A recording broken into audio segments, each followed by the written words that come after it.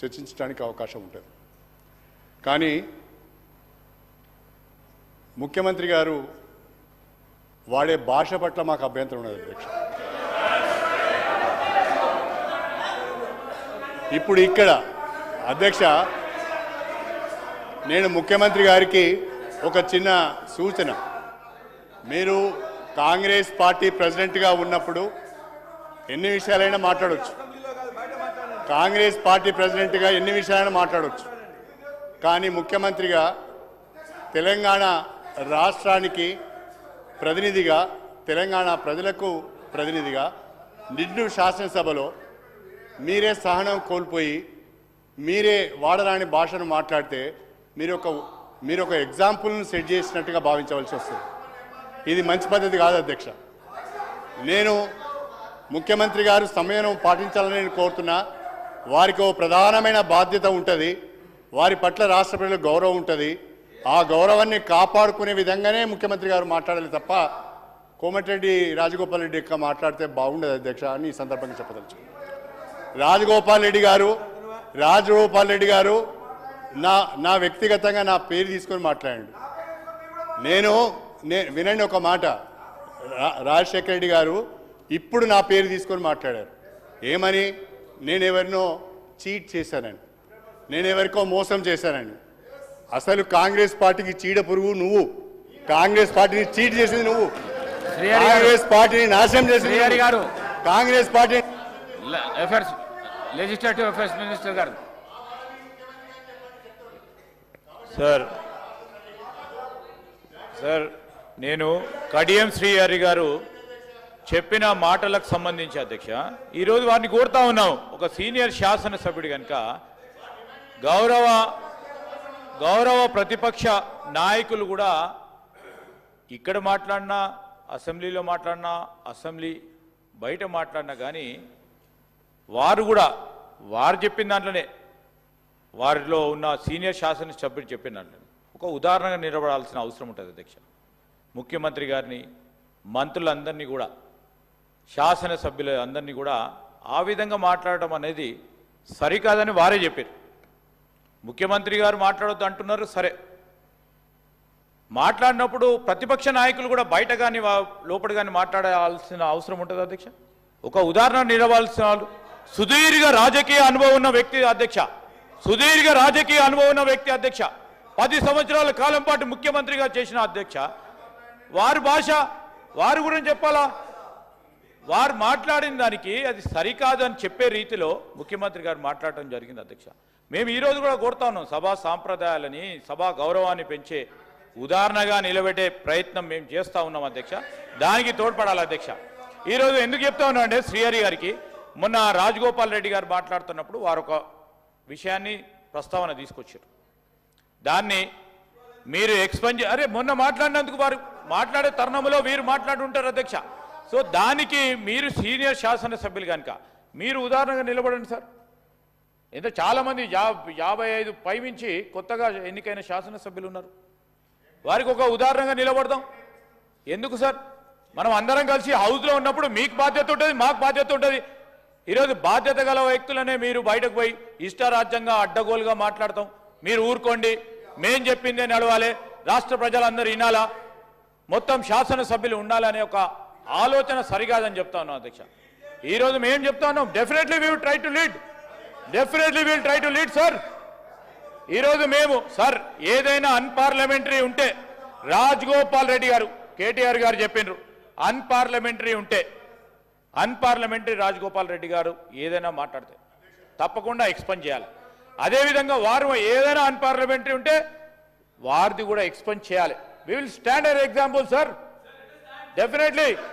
I'm telling you sir, మీరు మీ discretion లెవెల్లో ప్రెసిడెంట్స్ని పెట్టుకొని సంప్రదాయాలని ముందుకు తీసుకెళ్లే ప్రయత్నం చేద్దాం సార్. దీని ఇప్పటివరకు సార్ ఈ సబ్జెక్టుకు సంబంధించి మీరు ఈరోజు బడ్జెట్కు సంబంధించి అంశం పైన ఈరోజు డిస్కషన్ చేస్తున్న సందర్భంలో నేను గౌరవ స్పీకర్ గారిని కోరుతాను, I understand your agony as a young member, మేము కూడా we will stand as an example అని చెప్తున్నాను. కానీ అంతకంటే పైమించి సీనియర్లుగా ఉన్న వారు కూడా ఉదాహరణ నిలబడాలి కదా సార్. నిన్న మాట్లాడితేనే ఈరోజు ప్రతిస్పందన వస్తుంది. ఈరోజు మేమేం చెప్తా ఉన్నాం అంటే అధ్యక్ష, బడ్జెట్కు డిస్కషన్కు సంబంధించిన అంశం వారు ఏదైనా మాట్లాడాలన్నా వారు ఈరోజు బలహీన వర్గాలకు సంబంధించింది మాట్లాడారు కడియం శ్రీహరి గారు. రేపు మేము పెట్టబోతా ఉన్నాం తీర్మానం. ఆ తీర్మానం గురించి విషయంలో బలహీన వర్గాలకు ఇట్లా మేలు చేద్దామో చెప్పమని చెప్పండి. రేపు ఇంతకుముందు ముఖ్యమంత్రి గారు చెప్పినట్టు వైట్ పేపర్ పెడతాం, దాని సందర్భంలో మాట్లాడమని చెప్పండి సార్. ఈరోజు బడ్జెట్ డిస్కషన్ జరుగుతూ ఉంది. ఆ బడ్జెట్ డిస్కషన్లో వివిధ డిపార్ట్మెంట్లకు సంబంధించిన అంశాలు మీరు కేటగరైజ్ చేసి మాట్లాడుతూ ఉన్న సందర్భంలో దానికి సంబంధించి మాట్లాడమని చెప్పండి, కానీ డీవియేట్ అయ్యి మాట్లాడితే ఎట్లా అధ్యక్ష? Please continue the budget discussion sir. Rajagopal Reddy గారు కడియం శ్రీహరి గారి మీద అనుచిత వ్యాఖ్యలు ఏమైనా చేసి ఉంటే రికార్డులను పరిశీలించి తగు నిర్ణయం తీసుకుంటామని చెప్పేసి తెలియజేస్తూ రాజగోపాల్ రెడ్డి గారు మాట్లాడండి. అధ్యక్ష, ఇప్పుడు మొట్టమొదటిగా సభలో నా గురించి అనుచిత వ్యాఖ్యలు చేసింది ఆ సీనియర్ నాయకుడు కాబట్టి నేను ఏమనకుండానే ముందే చెప్పిన, ఆయన పెద్ద మనిషి, ఇటువంటి మాటలు నన్ను అనొచ్చా? అది పార్టీ అధ్యక్ష, అది పార్టీ అంతర్గత విషయం. మంత్రులు ఎవరు కావాలి, మంత్రులు ఎవరు కావాలి, ఎవరు చేయాలని పార్టీ అంతర్గత విషయం. అధ్యక్ష, మీరు చెక్ చేయండి రికార్డ్స్. ఒకనాడు హరీష్ రావు గారు బాబు ఒక నిమిషం రంగన ఒకనాడు హరీష్ రావు గారేమో ఆ రోజు నా గురించి నా మంత్రి పదవి గురించి మాట్లాడు. మళ్ళా కడియం శ్రీహరి గారు మాట్లాడారు మా పార్టీ గురించి. అధ్యక్ష, మా పార్టీ అంతర్గత విషయం గురించి ఎవరి మంత్రులు కావాలి, ఎవరు మంత్రులు కావాలి మా పార్టీ అధిష్టానం ముఖ్యమంత్రి గారు నిర్ణయం తీసుకుంటారు. ప్రతిసారి వీళ్ళ దుర్బుద్ధి ఏంటంటే అధ్యక్ష, వాళ్ళకి అధికారం పోయినప్పటి నుంచి మా కాంగ్రెస్ పార్టీ సభ్యుల దగ్గర పోయి నీకు మంత్రి పదవి రాలేదు, నీకు అది రాలేదు, నీకు అది అని మమ్మల్ని రెచ్చగొట్టి పార్టీని చీల్చే కుట్ర వీళ్ళు చేస్తున్నారు అధ్యక్ష. ఇది వాళ్ళ నైజం, వాళ్ళ కడుపులో విషం ఉంది. నన్ను ప్రతి ఒక్కరి దగ్గర పోయి నువ్వు మంత్రి కాలేదా ఇవన్నీ మాట్లాడేది, ఇది ఈ కుట్ర చేస్తున్నారు కడియం శ్రీహరి గారు. మీరు నాలాంటి మనిషిని పట్టుకొని అధ్యక్ష, నేను తెలంగాణలో పార్లమెంట్లో తెలంగాణ కోసం కొట్లాడిన మనిషిని, నా పదవిని ఇట్లా గడ్డిపోతరా పడేసి మీకు వ్యతిరేకంగా పోరాటం చేసిన మనిషిని. నాకు పదవులు ముఖ్యమా అధ్యక్ష? నేను పదవుల కోసం పాకులే మనిషిని అయితే పదవికి రాజీనామా చేసి మీ ప్రభుత్వాన్ని మున్గోడు ప్రజల కాళ్ళ దగ్గర తీసుకొచ్చిన అధ్యక్ష నేను. మీరు తాటికొండ రాజే అనే వ్యక్తికి, ఉద్యమకారునికి మిమ్మల్ని నమ్ముకొని టీఆర్ఎస్ బట్లకు వస్తే ఒకసారి మంత్రి పదవి నుంచి తొలగించి అవమానించుండ్రు, ఇంకోసారి టికెట్ ఇవ్వకుండా అవమానించుండ్రు. అది కడియం శ్రీహరి గారి చరిత్ర. అది పచ్చకామర్లకు లోకమంతా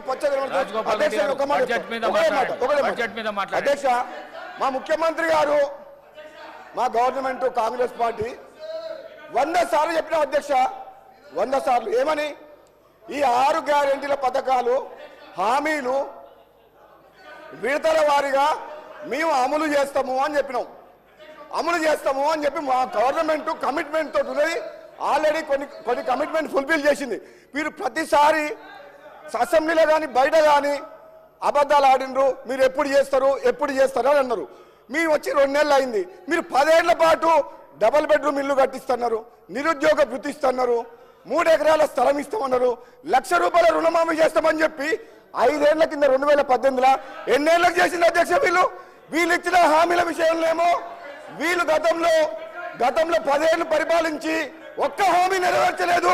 మాకు 2 నెలలు సమయం కాలేదు. మా ముఖ్యమంత్రి గారు కాంగ్రెస్ పార్టీ ఆహర్నిశలు కష్టపడి మీరు ఆగం చేసిన తెలంగాణ, ఆగమైన తెలంగాణని గాడిలో పెడతామని చెప్పి మా కాంగ్రెస్ పార్టీ ప్రభుత్వం కృత నిశ్చయంతో ఉంది. మీకెందుకు కడుపులమంట అంటే మేము చేయొద్దా? మీకు అవకాశం ఇచ్చారు 2 సార్లు, మీకు 2 సార్లు అవకాశం ఇచ్చారు, 10 ఏళ్ళు పరిపాలించారు.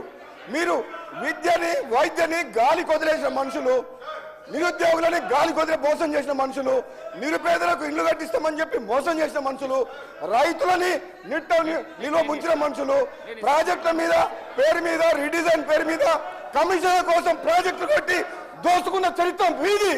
మా ప్రభుత్వం తెలంగాణ ఇచ్చిన పార్టీ ఇది. కాంగ్రెస్ పార్టీ ఆనాడు హైదరాబాద్తో కూడిన తెలంగాణ ఎందుకు ఇచ్చింది అధ్యక్ష? వీళ్ళు అప్లై చేసిపోయిండ్రు.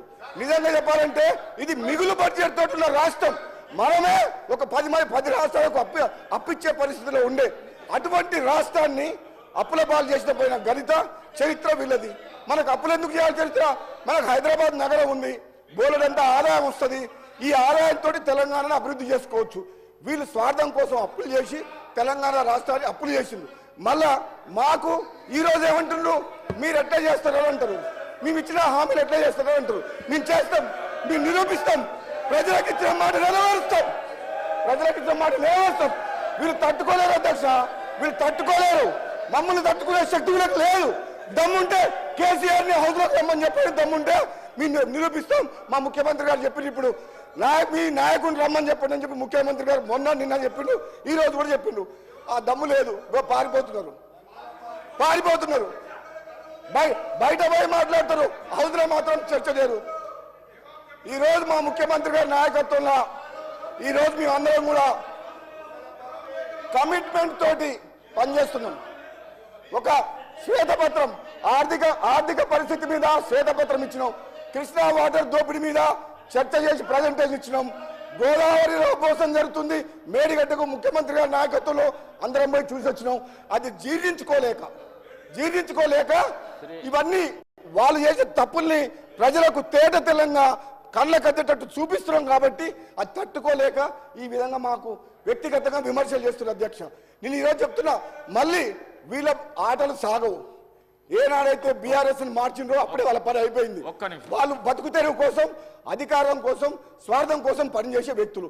ఆనాడు తెలంగాణ సెంటిమెంట్ రెచ్చగొట్టి రేవంత్ రెడ్డి గారు అన్నారు, నిన్న అమాయకులను చంపి పిల్లల్ని చంపిన పాప మీకు ఉసురు తగులుతుందని చెప్పి వాళ్ళ కుటుంబం లక్షల కోట్లు దోసుకుంది అధ్యక్ష. ఆ పాపం ఎవరో త్యాగం చేస్తే త్యాగాల పునాదం మీద ఏర్పడ్డ తెలంగాణలో ఒక కుటుంబం బాగుపడి లక్షల కోట్లు దోసుకున్న చరిత్ర వాళ్ళది. అది తెలంగాణ ప్రజలు 2 సార్లు తప్పు చేసినామని గమనించి ఈరోజు గ్రహించి మళ్ళీ తెలంగాణ ఇచ్చిన కాంగ్రెస్ పార్టీకి పట్టం కట్టిన అధ్యక్ష. ఇది పేదల ప్రభుత్వం, పేదల రాజ్యం, పేదల కోసం పనిచేస్తుంది. ఈరోజు మమ్మల్ని మా లోపల చీలిక తీసుకొచ్చి నన్ను రెచ్చగొడతారు, నీకేం కాలేదా అంటారు, ఇంకోటి దగ్గర పోతారు, నీకేం రాలేదా అంటారు. ఎంతసేపు మనం చీల్చి మళ్ళీ అధికారంలోకి రావాలని కుట్ర చేస్తారు అధ్యక్ష. కానీ వాళ్ళ పప్పులు ఉడుకోవు. మేము కాంగ్రెస్ పార్టీ ఈరోజు మా ముఖ్యమంత్రి గారి నాయకత్వంలో అందరం కలిసికట్టుగా ఐకమత్యంతో తెలంగాణ ప్రజల కోసం పనిచేసింది తప్పితే పదవుల కోసం పాకులాడే మనుషులం కాదు అధ్యక్ష. థ్యాంక్ యూ అధ్యక్ష. సభ ప్రారంభం అయినప్పటి నుండే బీఆర్ఎస్ పార్టీకి చర్చలో పాల్గొన్న ఆసక్తి ఉన్నట్టు లేదు అధ్యక్ష. ఈరోజు సభ ఇంత అర్థవంతంగా గత ప్రభుత్వ పనితీరు పైన బడ్జెట్లో వాళ్ళకి అవకాశం, మీరు ½ అవర్ అంటే వాళ్ళు 1 అవర్ అన్నారు, మీరు 1 అవర్ ఇచ్చినా వారు మాట్లాడడంలో రాజకీయాల కోసం మాట్లాడిన తప్ప మరొకటి కాదు. మరి ప్రారంభంలో చూసిన అధ్యక్ష, ఎందుకంటే ఈ సభ ద్వారా ప్రజలు చెప్పడానికి ప్రయత్నిస్తున్నా, సభ కోరం ఉన్నప్పటికీ అప్పటి సభలో మంత్రిగా ఉన్నటువంటి వారు ఇక్కడ కౌంట్ చేస్తున్న అధ్యక్ష మమ్మల్ని. మేము ఉన్నాం ఇక్కడ 18 మంది ఉన్నాము, ఎంఐఎం వాళ్ళు ఉన్నారు, బీజేపీ వాళ్ళు ఉన్నారు, కోరం